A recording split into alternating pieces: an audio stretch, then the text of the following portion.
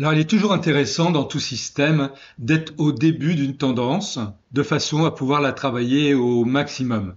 Par exemple, si on était ici au départ de la tendance, vous voyez qu'il y avait vraiment pas mal de choses à faire, hein. Et celui qui avait utilisé la sortie SSA du robot, donc qui sortait suite à la clôture de cette bougie-là, et ça faisait vraiment un excellent trade. Alors tout le problème étant toujours d'avoir un excellent signal qui permet de déterminer quand démarre donc le début de la tendance. Alors naturellement, avec les signaux, on a le signal 1, mais le signal 1 est conçu de telle manière que l'on ait des signaux quand le système Ishimoku Kinkoyo est en achat ou en vente, et ça même en cours de tendance. Alors là, j'ai fait rajouter donc deux signaux, le signal 23 et le signal 24. Le signal 23 que l'on va voir maintenant, c'est par exemple pour EuroJPY, là on a eu deux fois le signal 23 ici. C'est quand on a donc le Kumo futur qui part donc en vente ici, puisque c'est un rond rouge qui apparaît. Donc ça serait en bleu aqua si jamais c'était un départ en achat. Et ça va nous permettre d'avoir donc un pré-signal nous disant qu'attention, là, nous avons donc une partie déjà du système qui part en vente ou en achat. Alors certains pourront prendre le risque de prendre un trade à partir de ce moment-là. Dans ces cas-là, je vous conseille toujours d'avoir un stop loss beaucoup plus éloigné que la normale. C'est-à-dire que là, si je me mets par exemple en sell comme ici, vous voyez, là automatiquement tel qu'il est programmé, on va avoir le stop loss qui est au niveau ici du Senkou Span B automatiquement. Et dans ces cas-là, si vous partez comme ici, je vous conseille de plutôt de le mettre au niveau du dernier vraiment plus haut, donc où il y a eu le soleil. Naturellement, ça va vous faire gagner moins, mais par contre, étant donné que vous prenez pas mal de risques, eh bien, vous serez quand même couvert et vous pourrez déboucler votre trade bien avant que vos stop loss soient tapés. Dans ces cas-là, moi, par exemple, j'ai un risque par trade de 2%. Vous pouvez très bien le déboucler si jamais vous avez un retournement ici et vous êtes à moins 1% de trade. Là, naturellement, le take profit, moi, il est réglé au niveau du maximum de l'ATR moyen donc des journées. Mais avec un système comme ça, comme vous êtes au démarrage d'un changement de tendance, le take profit, vous pouvez très bien ne pas en mettre ou en mettre un qui est beaucoup plus loin, ou calculer par exemple un risk reward de 2%. Vous voyez ici, vous pouvez le régler comme vous voulez. Là, vous avez un risk reward de 2,7%, etc. Donc ça, c'est à vous de voir. Alors naturellement, ensuite, ce qu'il va falloir faire, c'est attendre un signal 4, donc qui va apparaître ici. Et dans ces cas-là, le signal 4, ça va être quoi? Ça va être le fait que, naturellement, le Kumo futur ici est en vente. Donc là, c'est un signal 4 qui sera en vente.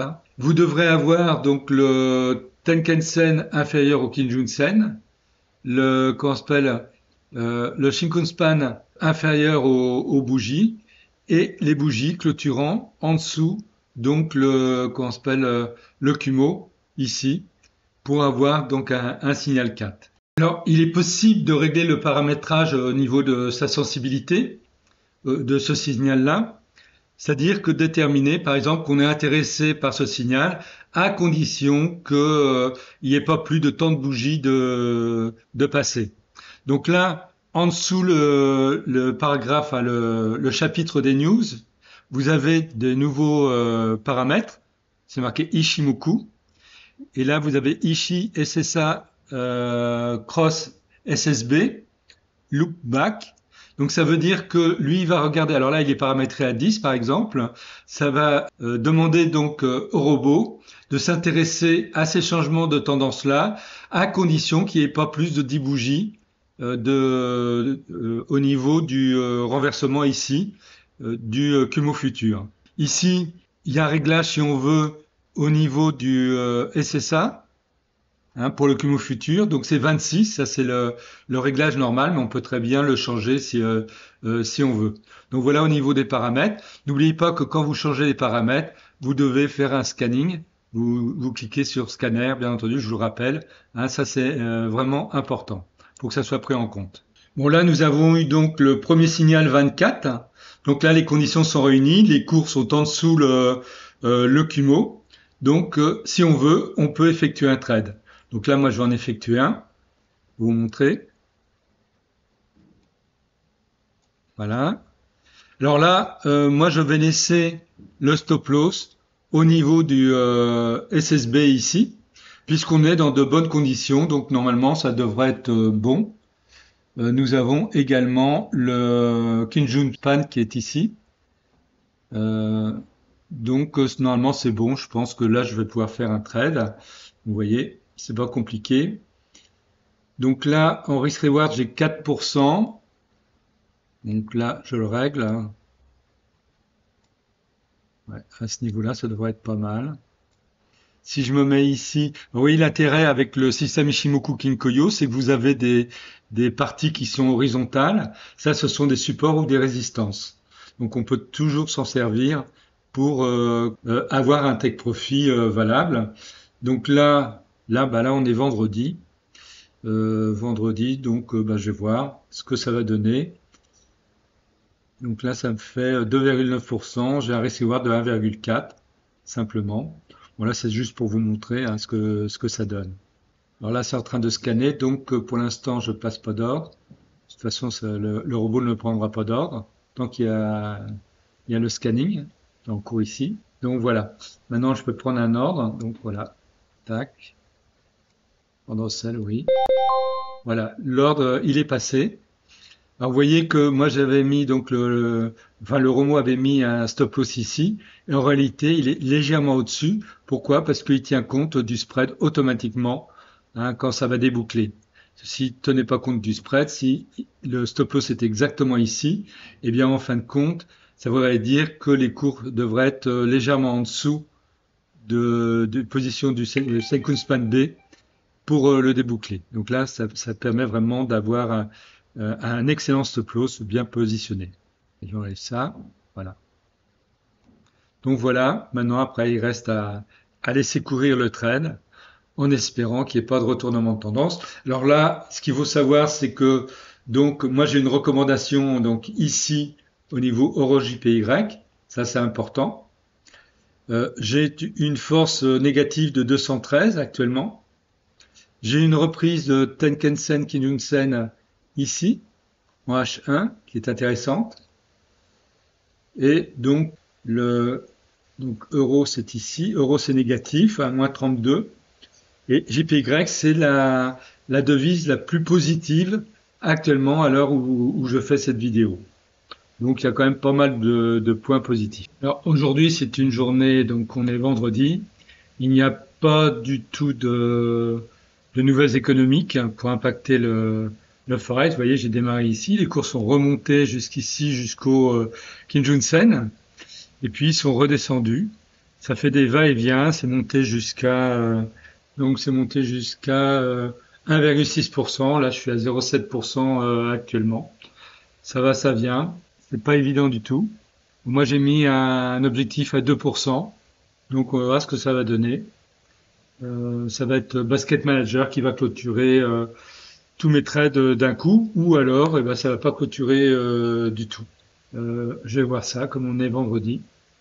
Donc, à suivre. Moi, je vais me coucher et je regarderai donc demain matin ce qui s'est passé. Alors voilà, maintenant on est samedi matin, donc mon trade est terminé. En fait, Basket Manager a clôturé avec un bénéfice de 2,1%. J'ai eu un drawdown maximum de moins 1,3%. Donc c'est pas mal en fait pour un seul trade. D'habitude, quand je fais un basket, je fais un basket avec plusieurs trades. Et donc avec plusieurs trades, j'arrive à avoir 3%. Et là, avec un seul trade, j'ai fait 2,1%. Et vous allez voir sur le graphique que je vais vous montrer maintenant, eh bien en fait, j'aurais pu faire plus de 3%. Mais bon, on peut jamais savoir ce qui va se passer. Quand c'est un vendredi qui approche donc une fin de vendredi, il vaut mieux toujours être prudent parce que si les trades courent pendant le week-end, ça peut être positif comme ça peut être très négatif. Si pendant le week-end, il y a eu des informations économiques particulières qui vont faire bouger les cours dans un mauvais sens par rapport au trade que vous avez fait. Donc voilà, en fait, trade. Donc je vous rappelle, j'avais commencé donc ici, les cours étaient remontés pour aller pas trop loin du Kijun-sen. Alors ça, c'est assez classique, hein, donc il n'y a pas de souci. Surtout quand on est en début de tendance, comme ici. Il faut savoir également, ça c'est un petit truc que je vais vous donner pour ceux qui connaissent pas trop le système Ichimoku Kinkoyo. Quand vous avez le Senkun Span B ici qui est pratiquement à l'horizontale, en général, les cours sont attirés pour remonter vers lui. Et donc, vous créez un drawdown, ce qui est logique. Moi, j'en ai pas tenu compte parce que, de toute façon, je pensais vraiment que ça allait bien partir, étant donné les conditions du graphique, qui étaient vraiment propices. J'avais un excellent signal 24. Et ça, c'était vraiment bien. Le Kumo Future était correct. Le positionnement du Tenkan-sen par rapport au Kijun-sen était bien. Et on avait donc le Sekkun Span ici, qui était correct, puisque quand j'ai pris le trade, donc c'est 26 bougies avant, voilà, 26 bougies. On était vraiment bien en dessous de la clôture des bougies qui était au-dessus. Donc le trade, comme je vous disais, a démarré ici. Et donc automatiquement par Basket Manager a été clôturé ici. Vous voyez que les cours sont bien descendus encore. Vraiment, ça aurait pu faire plus de 3%. Mais si on remarque quand même Crossing Stream Meter ici, donc les forces des devises, nous avons donc l'euro qui était monté assez fortement. Et c'est parce que le JPY est monté nettement plus que ça a permis de faire ça. Et donc, le fait de placer un take profit à 2%, c'était judicieux. Pourquoi? Parce que si jamais le JPY, le yen n'était pas monté si fort, eh bien, ça serait jamais descendu si bas. Donc, vous voyez, il fallait quand même être plus prudent. Parce que là, avec une force de 485 ici au niveau de l'euro, c'était relativement dangereux. Alors, il y avait certainement d'autres trades à faire très intéressants. AUD-JPY, certainement, ici. Donc, AUD-JPY, vous voyez, vous aviez vraiment un excellent trade à faire. Et là, quand on était ici, si je regarde bien, il suffit de regarder, on a 26 bougies plus loin. Donc 26, on est là. Donc là, on est correct au niveau du Kumo Futur. Donc le Kumo Futur se serait arrêté ici. Et au niveau Shinkun Span, 26. Donc 26, on est là. Vous voyez que le Shinkun Span est bien en dessous de la clôture de la bougie ici. Tout est correct. Les cours sont en dessous le Kumo et bien en dessous, comment ça s'appelle, Tenkan-sen et Kijun-sen. Et vous voyez là, c'était un trade super génial à faire hein, sur AUD-JPY. Bon, moi j'en ai fait qu'un. C'était pour vous montrer comment se servir du signal 23 et 24. Hein, le 23 ici, il aurait commencé ici, au premier croisement du Kumo Futur, et le 24 donc aurait été par ici. Vous voyez, il y avait vraiment beaucoup de choses à faire ce vendredi pour ceux qui savaient trader avec le système Ichimoku Kinkoyo.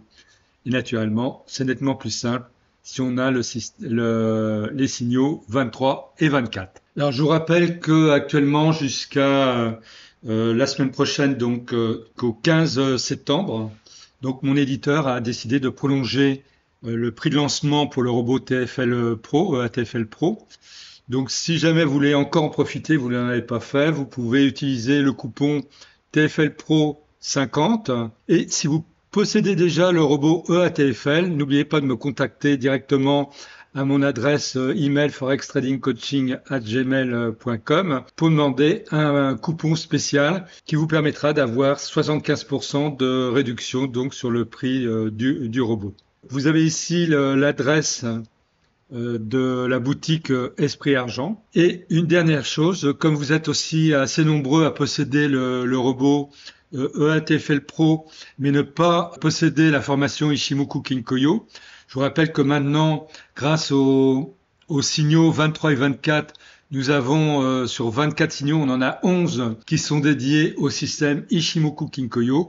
Donc si vous voulez vraiment profiter pleinement du robot EATFL Pro, je vous conseille fortement donc d'acquérir cette formation et j'ai décidé donc de vous proposer une réduction de 30% sur cette formation. Donc le code de promo sur cette formation sera ICHI30. Donc voilà, si jamais ça vous intéresse, on ne sait jamais, ça serait bête d'acheter entre guillemets la formation Ishimo Cooking Koyo au prix fort, alors que actuellement vous pourrez donc l'avoir donc avec 30% de réduction.